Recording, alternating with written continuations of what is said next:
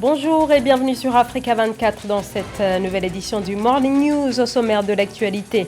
La campagne électorale se poursuit à Djibouti pour les deux candidats en lice, dont le président sortant Ismaël Omar Guelleh, candidat à sa propre succession, son portrait et les enjeux de sa candidature dès le début de ce journal. Il y a une vie après le pouvoir, les mots du président nigérien Mahamadou Issoufou, un retour à la société civile pour le chef de l'État qui a lancé sa fondation qui s'attachera notamment à défendre les idéaux démocratiques, annonce le chef de l'État à quelques jours de la fin des fonctions qu'il occupe depuis 2011. Puis l'inauguration du Golf Mall, un grand complexe commercial installé dans la ville de Lubumbashi, la deuxième ville de la République démocratique du Congo. Le complexe abrite notamment l'enseigne sud-africaine Shoprite qui s'installe progressivement en RDC.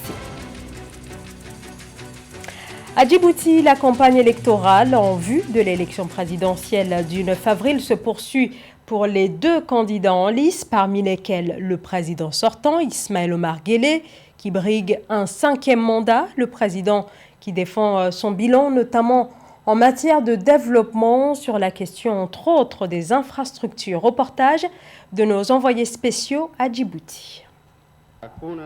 C'est le 9 avril 1999 qu'Ismaël Omar Guelleh devient président de la République de Djibouti.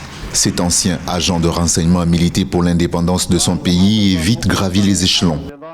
Membre de la Ligue populaire africaine pour l'indépendance, puis chef de cabinet du premier président djiboutien Hassan Gouled, qu'il a pris sous son aile. IOG, comme on l'appelle souvent, prend la succession de son mentor qui se retire après 22 ans de règne. Depuis 1999, Omar Guelleh a mis l'accent sur la croissance économique. Il a placé son pays sur la pente ascendante en développant une synergie avec le géant éthiopien à travers divers projets d'infrastructures tels que la construction d'oléoducs, de gazoducs et de pipelines. Au fil des ans, Ismaël Omar Guelleh a fait du Djibouti un pays choyé par les partenaires internationaux en raison de sa position stratégique. Alors qu'il se présente pour un nouveau mandat, le président sortant revendique la stabilité qu'il a su préserver dans une région en proie à divers soubresauts.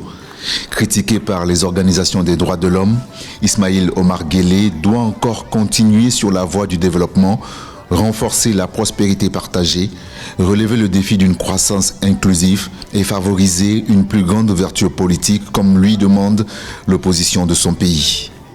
Et dans le cadre de cette élection présidentielle djiboutienne, Africa 24 a déployé un dispositif exceptionnel sur place afin de vous faire vivre les temps forts de la campagne électorale grâce à ses envoyés spéciaux.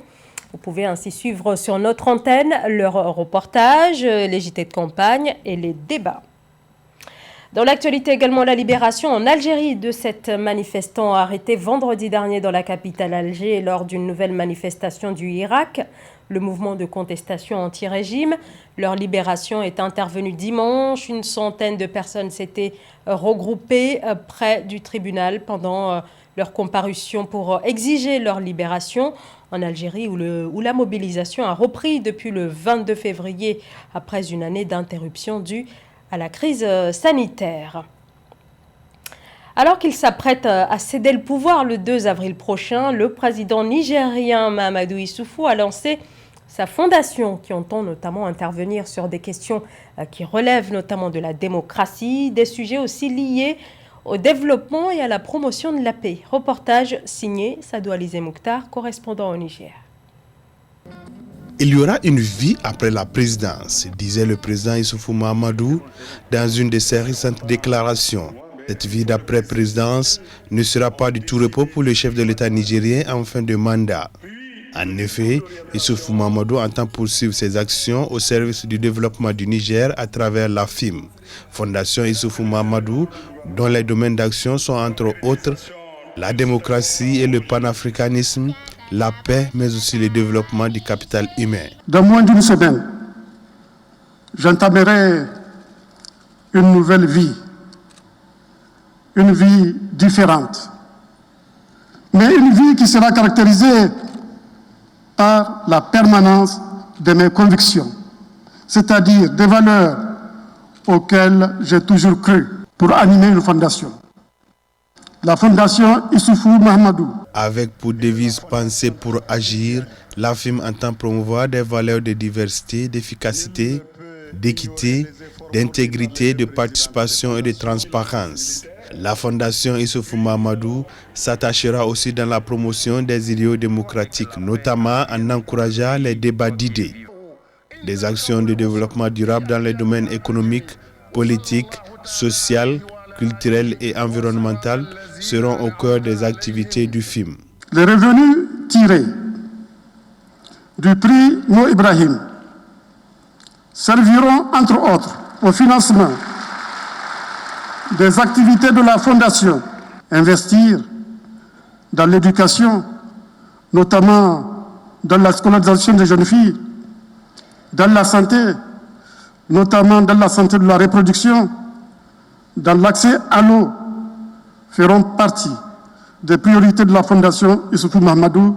Pour rappel, la décision du président Issoufou Mahamadou de ne plus se présenter pour un troisième mandat dans un contexte sous-régional et continental où cela semble devenir la règle, lui a valu, selon les analystes, une grande reconnaissance à l'échelle internationale. Il s'est ainsi vu attribuer plusieurs prix, dont celui de Mo Ibrahim pour le leadership africain et le trophée de l'Africain de la décennie.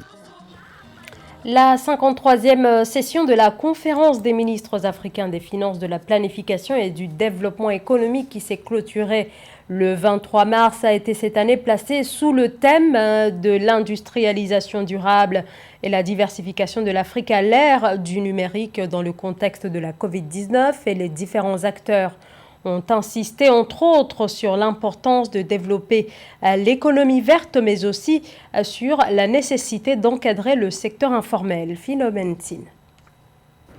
Les pays africains devraient davantage investir dans les technologies vertes et les secteurs informels et ruraux pour assurer la relance économique. Telle est la recommandation faite dans un rapport par le comité d'experts de la conférence des ministres africains des finances. Après une récente conférence des États africains et des gouvernements africains, il en est sorti que nos États devraient jouer sur l'économie verte, car on sait que les économies vertes sont les économies de croissance de demain, avec des possibilités de concilier la croissance économique avec l'objectif de préserver nos ressources, car on sait que malheureusement en Afrique, nos ressources sont surexploitées et dégradent l'environnement. Toujours selon ce rapport, la relance économique du continent passera nécessairement par la promotion des investissements verts et des petites et moyennes entreprises, en particulier dans les économies dépendantes des combustibles fossiles. Il s'y ajoute le relèvement des défis liés au secteur informel et rural. L'objectif aussi est de jouer sur les petites PME afin de développer des PME locales et surtout de développer l'économie formelle au détriment de l'économie informelle qui est très présente dans nos pays. En plus de cela, il faudrait aussi jouer sur la dette publique, car on sait que nos pays sont très endettés et il faudrait avoir une croissance qui soit soutenue sur le long terme afin de pouvoir payer nos dettes et pouvoir jouer sur une croissance qui soit plus inclusive et avec nos dettes qui soient remboursées et surtout avec une croissance qui puisse bénéficier aux populations les plus démunies, avoir une croissance qui soit inclusive. Donc je pense que c'est les principaux enjeux de nos économies de demain. À l'instar des pays développés, les pays africains ont chacun à leur niveau organisé la riposte contre les conséquences économiques de la pandémie de Covid-19. Mais des incertitudes pèsent sur les projections de croissance économique du continent dans le contexte actuel, indique le comité des experts de la conférence des ministres africains des finances. D'après les analyses de la Banque africaine de développement, l'Afrique devrait connaître un rebond de croissance économique de plus de 3% cette année. Et dans les prévisions de la BAD, 10 pays devraient enregistrer des taux de croissance soutenus de plus de 5%. Parmi ces pays figure la Guinée qui devrait enregistrer 5,6% de croissance, indique la Banque africaine de développement. Shoprite poursuit son expansion sur le continent, notamment en République démocratique du Congo. Après Kinshasa en 2020, le géant sud-africain de la distribution est désormais à Lubumbashi, dans la province du Haut-Katanga, où un complexe commercial dénommé Golf Mall a également ouvert ses portes. C'est un sujet de la rédaction. Inauguration dans la ville de Lubumbashi d'un complexe commercial appelé Golf Mall. Construit sur un espace de 1 hectare, soit 10 000 m², sur une surface bâtie de 5 500 m². Ce mall abrite Shoprite, la société sud-africaine qui s'installe progressivement en République démocratique du Congo. Pour la population de cette ville, c'est un ouf de soulagement. Shoprite dans la ville de Lubumbashi, c'est une délivrance. Sortir ici pour aller en Zambie acheter à manger, moi je pense que cette histoire vient de prendre fin. Vous savez, nous quittons Lubumbashi pour aller en Zambie, payer le visa, faire le transport, c'est tout le risque possible. Mais Shoprite vient d'arriver dans la ville de Lubumbashi. Situé au Golfe, un quartier riche de Lubumbashi, Golf Mall est construit par Rigost, qui est une société congolaise de génie civil. Dans un contexte où l'accès au marché a toujours été un réel casse-tête pour les sociétés locales, c'est donc une preuve de savoir-faire des Congolais qui est ici mise en exergue, estime l'ingénieur John Agaré, CEO de Rigos. Ce n'est qu'une fierté pour les entrepreneurs congolais, c'est une fierté aux jeunes ingénieurs congolais, c'est une fierté aux main-d'œuvre locales. Jadis, ils disaient que voilà, les gens ne font rien, les gens sont paresseux, mais je vous assure, 95% de main-d'œuvre que nous avons utilisé ici sont venus de Lubumbashi. Les entreprises qui ont eu à sous-traiter ici sont venues de Lubumbashi.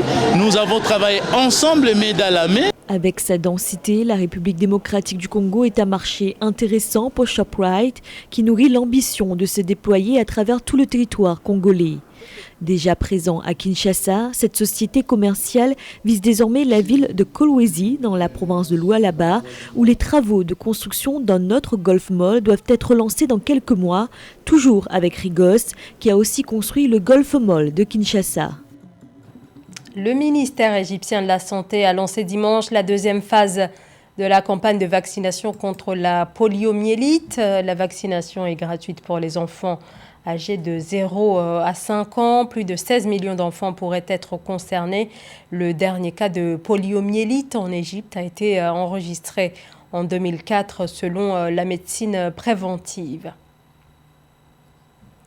Retour à présent sur le marathon de lecture en ligne organisé par l'OIF, l'Organisation internationale de la francophonie, à l'honneur notamment tous les enfants dispersés de Beata Umumbieyi Mieres, autrice originaire du Rwanda, dont l'œuvre est publiée aux éditions Autrement. Siamlo Victoria Sechi. Il aimait les plantes exotiques et les africaines. 243 pages lues en moins d'une journée, à tour de rôle, chacun tenant sa partie comme une course de relais. C'est ce à quoi se sont attelés 31 passionnés du livre dans un marathon de lecture virtuelle organisé ce samedi 27 mars.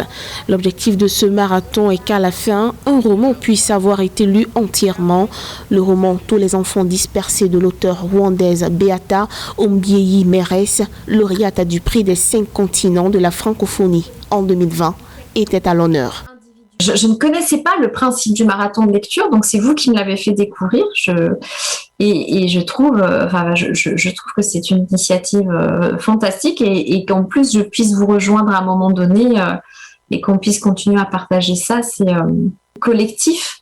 Et dans ce collectif naissent où s'expriment des sensibilités diverses, et c'est ça qui est intéressant. Mais c'est aussi symbolique de ce qu'est la francophonie. Sans espoir pour tester Taruya. La lecture était suivie d'une discussion avec l'auteur. Les participants provenaient de divers horizons, du Sénégal, de la Côte d'Ivoire, de l'Allemagne, de la Bulgarie, etc. Avec l'engouement de la découverte et du partage, quelques valeurs de la francophonie qui permettent de construire l'avenir. On est tombé sur ce marathon de lecture et on a saisi l'opportunité. Je suis tellement contente. J'ai jamais parlé avec un auteur et aujourd'hui je suis là devant un auteur et ça me touche vraiment. L'événement, qui n'en est pas à sa première édition, était diffusé sur la page Facebook de l'Institut de la francophonie pour l'éducation et la formation. IFEF. Le choix de l'écrivaine émérite Beata Umumbieyi Mieres se voulait aussi crucial. Le 20 mars 2021, la journée internationale de la francophonie était célébrée sous le thème « Femmes francophones, femmes résilientes ». Ce livre illustre parfaitement le thème qui a été choisi pour célébrer le 20 mars cette année. Femmes francophones, femmes résilientes, et c'est un très beau livre qui traite de thèmes universelle. Que savais-tu de l'amour? Le marathon de lecture était organisé par le groupe des Amis de la francophonie à Dakar, la représentation de l'Organisation internationale de la francophonie OIF pour l'Afrique de l'Ouest, sous la coordination de la déléguée de l'OIF à l'enseignement du français dans le monde. C'est la fin de ce journal. Merci de nous avoir suivis. Dans un instant, une nouvelle édition de l'actualité sur Africa 24.